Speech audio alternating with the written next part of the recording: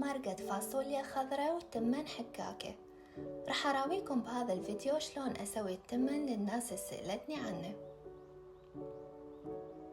للمرقة حمست لحم غنم لحد ما تغير لونه، خليت له البصل وانتظرته يذبل.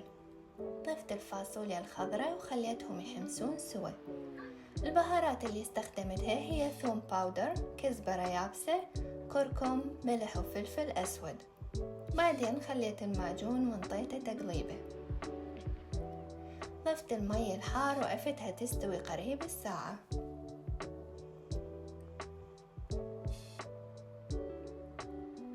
التمن فورته 7 دقايق وصفيته. كاسة خليت خاشوقة لبن وبيضة، لا تخافون ما يتغير الطعم بس ينطي لون حلو. خليت الزعفران، ملح ورشة هيل وخلطتهم. ضفت ثلث كمية التمن اللي عندي بهاي الخلطة. خليت شوية زبد بالجدر وضفت له التمن وساويته. عفته على نار عالية لمدة 5 دقايق.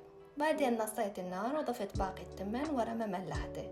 سويت بيه ثقوب ودريت له المي الحار وعفته يهدر. وبالعافية.